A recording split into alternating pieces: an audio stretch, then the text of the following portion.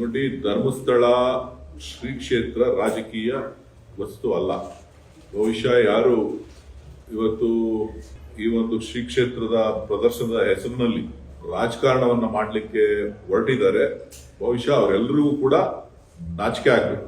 ಕಾರಣ ಏನು ಅಂತ ಹೇಳಿದ್ರೆ, ನಮ್ಮ ಸರ್ಕಾರ ಬರೋದಕ್ಕಿಂತ ಮುಂಚೆಯಿಂದನೂ ಕೂಡ ಇದು ನಡೀತಾ ಇದ್ದಂತ ಒಂದು ಪ್ರಕರಣ.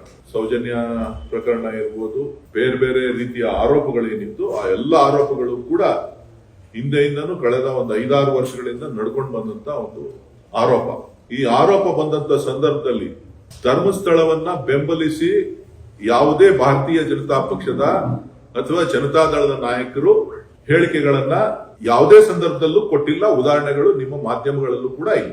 ಇವತ್ತು ಏಕಾಏಕಿ ಇವತ್ತು ಏನು ನಿಷ್ಪಕ್ಷವಾದಂತ SIT ತನಿಖೆ ಆದ ನಂತರ, ತನಿಖೆಗೂ ಮುಂಚಿತವಾಗಿ ಸನ್ಮಾನ್ಯ ಉಪಮುಖ್ಯಮಂತ್ರಿಗಳು, ಪಕ್ಷದ ಅಧ್ಯಕ್ಷರು ಧರ್ಮಸ್ಥಳದ ಶ್ರೀ ಕ್ಷೇತ್ರದ ಬಗ್ಗೆ ರಾಜಕೀಯ ಮಾಡುವಂತ ನಮ್ಮ ಅವಶ್ಯಕತೆ ಇಲ್ಲ.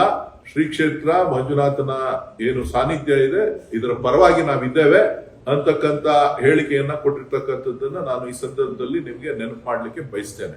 ಇದೆಲ್ಲ ಆದ್ಮೇಲೆ ಈಗ ಕೆಲವು ರಾಜಕೀಯ ಪಕ್ಷದವರು ಏನ್ ತರಾತುರಿನಲ್ಲಿ ಧರ್ಮಸ್ಥಳಕ್ಕೆ ಯಾತ್ರೆ ಹೊರಟಿದ್ದಾರೆ.